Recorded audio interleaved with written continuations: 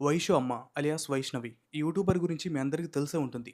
యూట్యూబ్‌లో తను ఇంకా తన భర్త కలిసి కపుల్ వీడియోస్ అప్‌లోడ్ చేస్తూ ఉంటారు. లైక్ టూర్ వ్లాగ్స్ అని, డైలీ వ్లాగ్స్ అని, అలాగే రీసెంట్‌గా ఆ అమ్మాయి ప్రెగ్నెంట్ అయింది. ఆ ప్రెగ్నెంట్‌కి సంబంధించిన అప్డేట్స్ ఇస్తూ ఇలాంటి వీడియోస్ అన్ని చేస్తూ ఉన్నారు.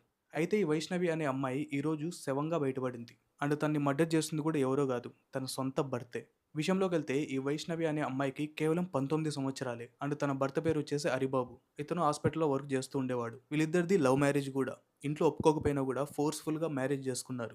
వీళ్ళు రీసెంట్‌గా ఒక 7 నెలల క్రితం యూట్యూబ్ ఛానెల్ పెట్టారు. అందులో డైలీ వ్లాగ్స్ చేస్తూ, టూర్ వీడియోస్ చేస్తూ, ఇందాక చెప్పినట్లు తనకు సంబంధించిన ఏ టు జెడ్ అప్డేట్స్ అన్నీ కూడా ఇస్తూ ఉండేవారు. ఇప్పటికి మీరు తన ఛానల్‌లోకెళ్ళి వీడియోస్ చూస్తే ఆ ఇద్దరు కూడా ఒక మంచి కపుల్. వాళ్ళకి ఫైనాన్షియల్‌గా ఏమైనా ఇబ్బందులు ఉండొచ్చేమో గానీ మంచిగా జీవితాన్ని గడుపుతున్నారు అన్నట్లుగా ఉంటుంది. బట్ రీసెంట్‌గా వాళ్ళిద్దరికి ఏమైందో తెలీదు గానీ కొన్ని మనస్పర్ధలు రావడం జరిగాయి. అదేవిధంగా నిన్న గొడవ పడుతున్న సమయంలో ఈ భర్త హరిబాబు ఎవరైతే ఉన్నారో అతను కత్తి తీసుకొని వైష్ణవి పైన దాడి చేయడం జరిగింది. ఆ దాడి వల్ల ఆ అమ్మాయి అక్కడికక్కడే చనిపోయింది. ఈ విషయం ఎప్పుడైతే బయటపడిందో యూట్యూబ్‌లో అందరూ గూడా మెచ్యూరిటీ లేకుండా లవ్ చేస్తే ఇలాగే ఉంటుంది. సోషల్ మీడియాలోకి వచ్చే వాళ్ళ లవ్ ఇలాగే ఉంటుంది. ఇలాంటి వీడియోస్ అన్నీ గూడా అప్‌లోడ్ చేస్తున్నారు. సో దాని గురించి నాకైతే తెలీదు గానీ ఆ అమ్మాయికి కేవలం 19 సంవత్సరాలే. జీవితం అంటే ఏంటో అని తెలిసే సమయానికి ప్రేమ అనే పేరుతో తన జీవితంలోకి వచ్చిన వ్యక్తే తన జీవితాన్ని మింగేసి వెళ్ళిపోయాడు. ప్రస్తుతానికి వైష్ణవి భర్త పరారీలో ఉన్నాడు. అండ్ పోలీసులు ఈ విషయాన్ని ఇన్వెస్టిగేట్ చేస్తున్నారు. బట్ ఏది ఏమైనా గూడా రెస్ట్ ఇన్ పీస్ వైష్ణవి. ఈ సంఘటన గురించి మీరేమనుకున్నారు ఖచ్చితంగా కామెంట్ చేయండి. నెక్స్ట్ వీడియోలో మళ్ళీ కలుద్దాం.